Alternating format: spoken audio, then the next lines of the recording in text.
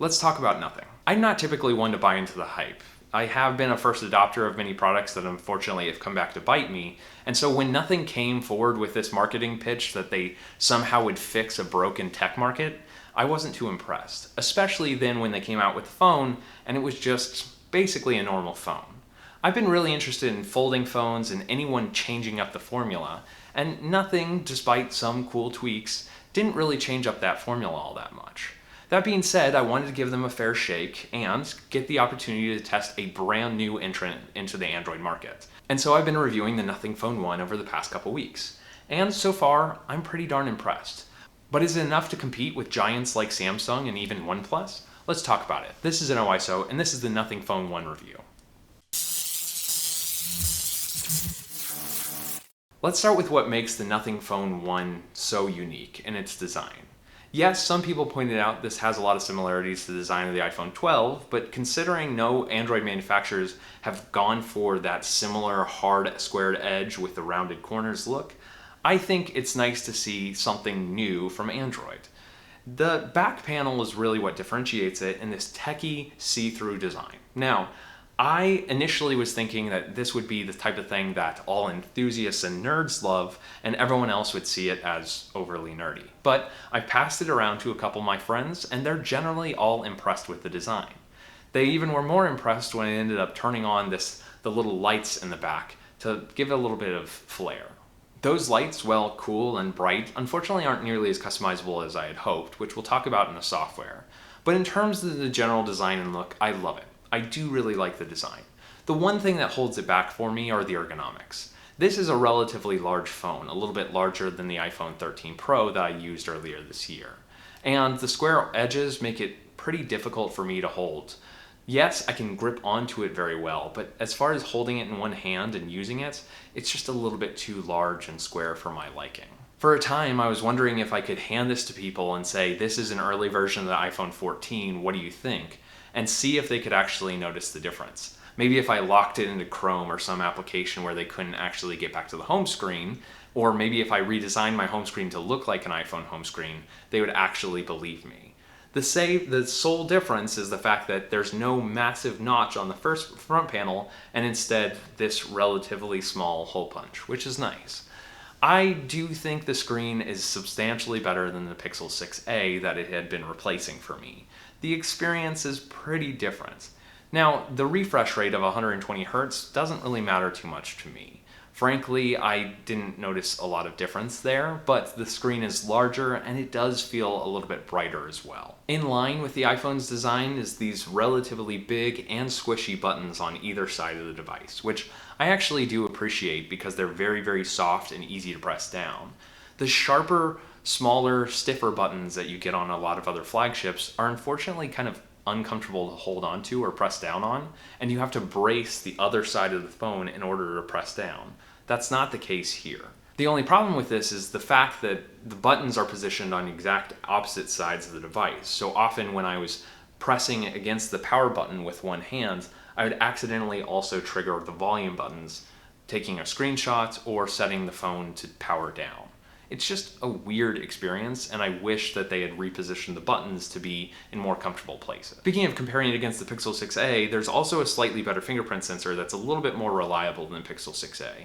I didn't find I had to hit my finger in the exact right place to get it to work, whereas the Pixel 6a had that problem.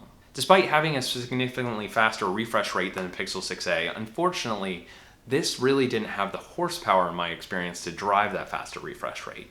Now, most mid-range chips generally are fast enough to drive anything. I mean, if you look back at a couple years ago, the Snapdragon 800 series were similar to your experience with the Snapdragon 700 series today in terms of raw power.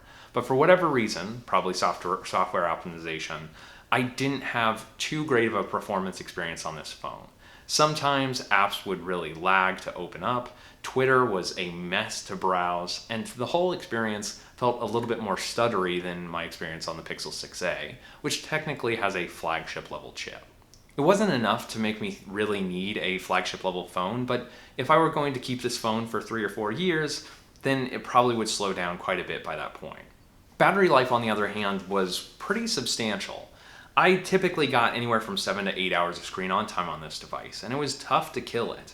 I was impressed, and it was a good step up from the Pixel 6a experience. Now it makes sense because it's a larger phone, but it's good that it's reliable and it would be able to make me through 2 days if I wanted it to. Typically when I was going home at night, I would have somewhere in the 45% range of battery life if I took the phone off the charger at 8 a.m. and used the phone a lot during the day, which is enough for me. I don't really need much more than that. In terms of software experience, despite nothing really building this up to be a significantly different phone than other Android phones on the market, this is a quite stock experience in that most of the experience is pretty similar to what you'd expect out of, say, a Pixel device from Android 11. Notably, it doesn't have all the same sort of design language and features as those that have upgraded Pixel to Android 12 and Android 13, but that also means that the design isn't quite as bubbly or fluorescent in colors. That's a good thing to me, but the experience in general feels pretty bland. There are some unique wallpapers or unique widgets that nothing does provide, but not much more than that, and not much more than you could easily get by downloading a wallpaper customization app.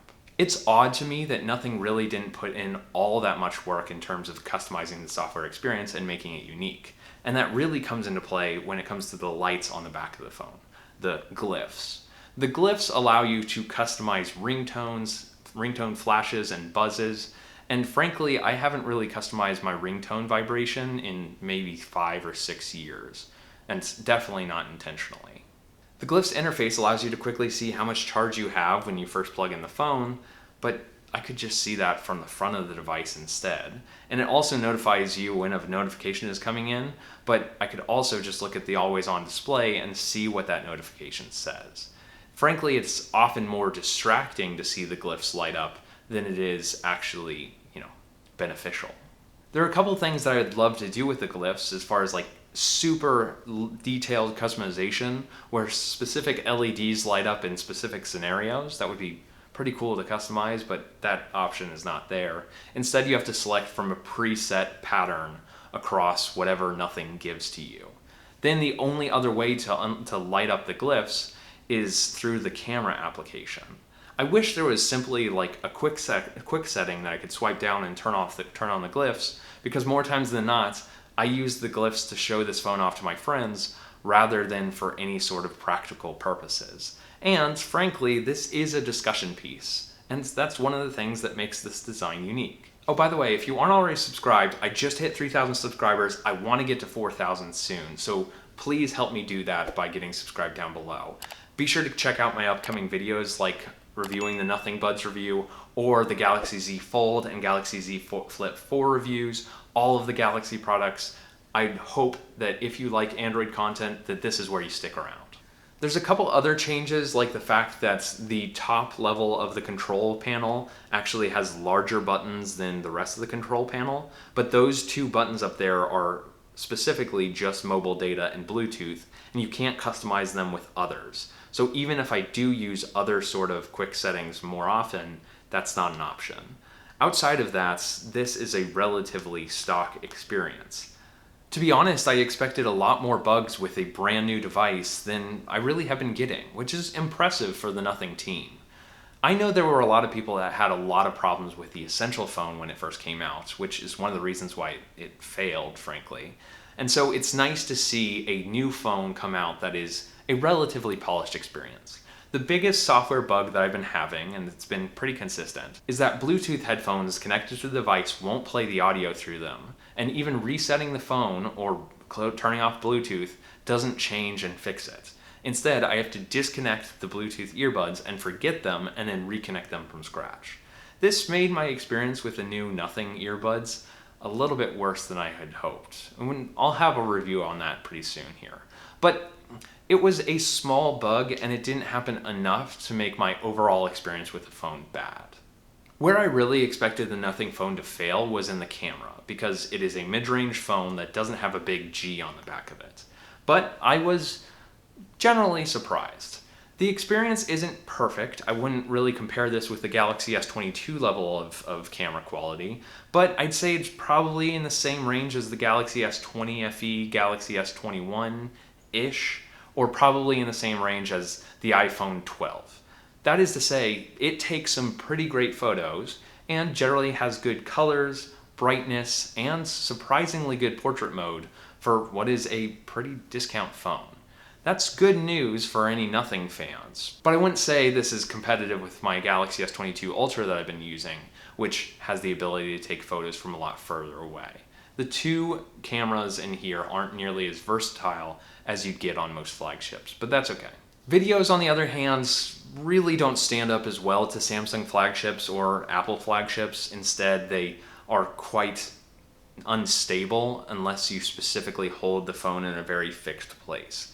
It's not really one to shoot B-roll of my other phones, though I definitely tried.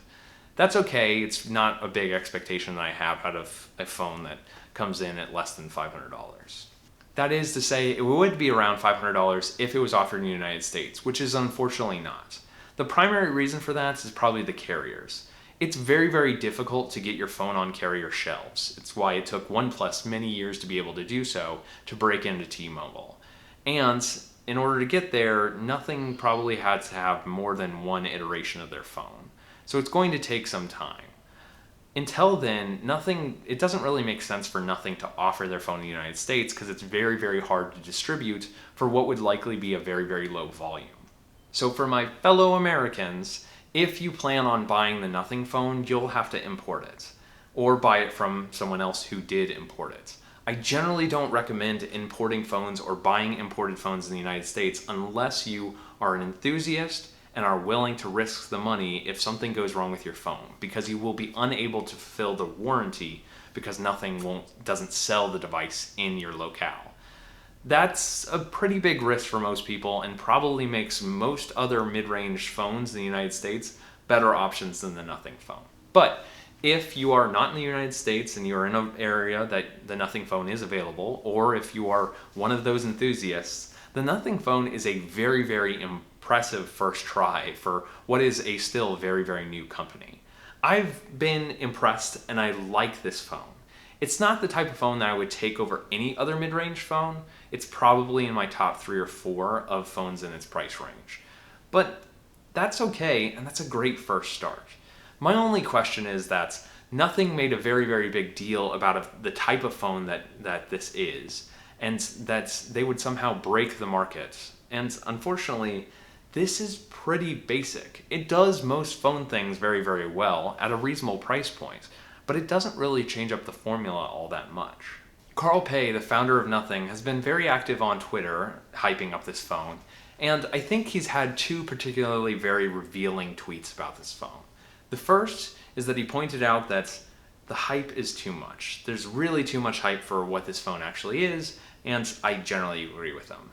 The second was that numbers don't matter, and Android 13 will come when it comes for the Nothing phone.